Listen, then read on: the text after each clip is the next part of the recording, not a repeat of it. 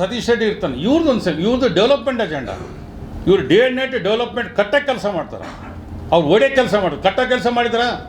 ಅವರಿಂದ ಸ್ಟಾರ್ಟ್ ಆಗಿದೆ ಅಂತ ಹೇಳಿದ್ರೆ ಈಗ ನಾನು ಹೇಳ್ದಲ್ರಿ, ಬ್ಯಾನರ್ಗಳು ಎಲ್ಲ ಕಡೆ ಕಟ್ತಾರೆ, ಊರೆಲ್ಲ ಕಟ್ತಾರೆ.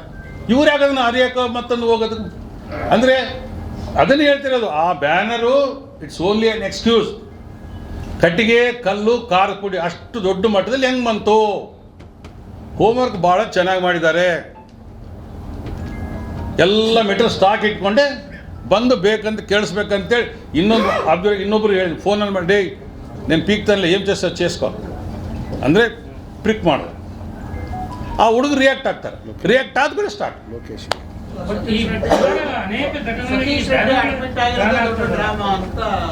ಸರ್ ಸತೀಶ್ ರೆಡ್ಡಿ ದೊಡ್ಡ ಡ್ರಾಮಾ ಅಂಬೋದು ಏನಿಲ್ಲ ಸರ್. ಡ್ರಾಮಾ ಅಂಬೋದಲ್ಲ. ಆ ಹುಡುಗ ಭಾಳ ಎಲ್ಲದು ಹೇಳೋದು ಕೇಳಿ ಸರ್. ಎಕ್ಸ್ರೇ ಬೇಕಾದ್ರೆ ಕೊಡ್ತೀನಿ, MRI CT ಸ್ಕ್ಯಾನ್ ಎಲ್ಲ ಕೊಡ್ತೀವಿ.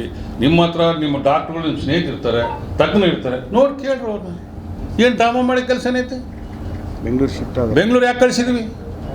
1 or 2 ಡೇಸಲ್ಲಿ ಏನಾದರೂ ಸ್ವಲ್ಪ ಇಲ್ಲಿ ಕ್ರಾಕ್ ಆಗಿದೆ.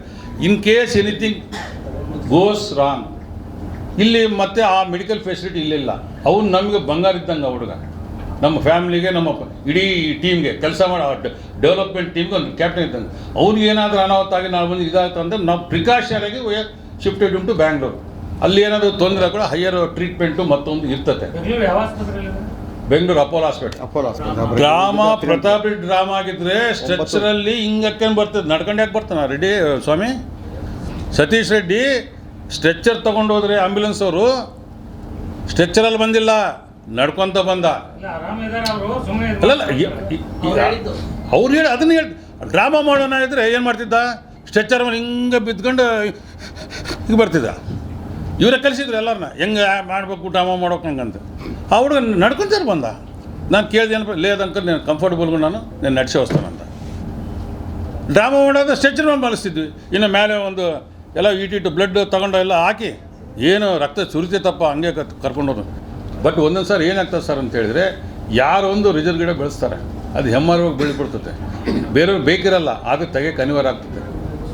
ಅಂದರೆ ಸರ್ಕಮ್ಸ್ಟೆನ್ಸ್ ಹೇಳ್ತೀನಿ ನಾನು, ಅದನ್ನು ನಾನು ಬೆಂಬಲಿಸ್ತಾ ಇಲ್ಲ. ಬ್ಯಾಡ ಅಂತ ಹೇಳ್ತೀವಲ್ಲ, ಬ್ಯಾಡ ಅಂತ ಹೇಳಿದ್ರೆ ಈಗ ಎಲ್ಲ ಹೆಂಗಿದಾರೆ ಗೊತ್ತಾ? ಅದ್ಯಾವುದೋ ಸಿನಿಮಾಗಳು ಹೇಳ್ದಂಗೆ ಎಲ್ಲ ಆ ಥರ ಹೇಳ್ತಾರೆ ಹುಡುಗರು.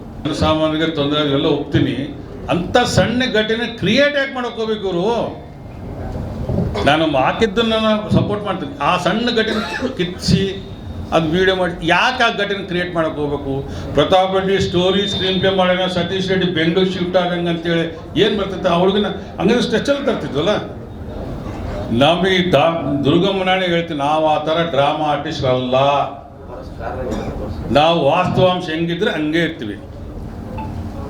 ನಾನು 4 ತಿಂಗಳು 2 ದಿವಸಲ್ಲಿ 230 ಮೋಷನ್ ಆಗ್ಯಾವ. 2 ದಿವಸಲ್ಲಿ ಡಾಕ್ಟ್ರ್ ಅಂತ ಹೆಂಗೆ ಬದುಕಿ ಸ್ವಾಮಿ ಅಂದ. ದೇವರಾಜ ಸರ್ ಬದುಕಬೇಕಂತ ಬದುಕ್ಸ್ಯಾರ ಅಂತ. ಡ್ರಾಮಾನ ಅದು? Satish Reddy story screen pay ಏನಾಯ್ತಪ್ಪ? ಕಲ್ಲಾಗ್ದವ್ರು ಯಾರಪ್ಪ? ಅವನು ಸ್ಟೋರಿ ಸ್ಕ್ರೀನ್ ಪೇ ನಾನೇ ಮಾಡಿದೆ. ಕಲ್ಲು ಯಾರ ಮನೆ ಮೇಲಿಂದ ಬಂತು? ನಮ್ಮ ಮನೇಲಿ ಬಂತ? ಯಾರ ಮೇಲಿಂದ ಬಂತು? ಜನಾರ್ದನ್ ಮನೆ ಮೇಲಿಂದ ಕಲ್ಲು ಉಳಿಯಕ್ಕೆ ಬಂದು ಎಲ್ಲ ವೀಡಿಯೋಗಳು ಇಲ್ವಾ? ಆ ಕಲ್ಲು ಬಂದು ಇಲ್ಲಿ ಹೊಡೆದಿರೋದು ಇಲ್ವಾ? ಅಲ್ಲ, ನಮ್ಮ ಬಿಲ್ಡಿಂಗ್ಗಳು ಯಾವಿಲ್ಲಲ್ಲ, ನಮ್ಮ ಮನೆಗಳು ಯಾವಿಲ್ಲ, ಬಟ್ ಮನೆಗಳಲ್ಲಿ ದೊಡ್ಡ ದೊಡ್ಡ ಬಂಗ್ಲೆಗಳು ಕಟ್ಕೊಂಡು ಮನೆಗಳಲ್ಲಿ ಕಲ್ಲುಗಳು ಇಟ್ಕೊಂಡು ಸಂಸ್ಕಾರ, ಕಟ್ಟಿಗೆ ಇಟ್ಕೊಂಬ ಸಂಸ್ಕಾರ ಇವ್ರು ಇಟ್ಕೊಂಡು ಹೇಳಿ. ನಮ್ಮ ಮನೇಲಿ ಕಟ್ಟಿಗೆ ಬಾಡಿಗೆ ಏನಾದ್ರೆ ಈಗೇನು ಒಲೆಯಲ್ಲಿ ಪಲೆ ಇಲ್ಲ, ಕಲ್ಲುಗಳಂತ ಕೆಲಸ ಇಲ್ಲ. ಇವೆಲ್ಲ ರೆಡಿ ಮಾಡ್ಕೊಂಡು ರಾ ಮೆಟೀರಿಯಲ್ ರೆಡಿ ಮಾಡ್ಕೊಂಡು ಸ್ಟಾರ್ಟ್ ಮಾಡಿರೋದು.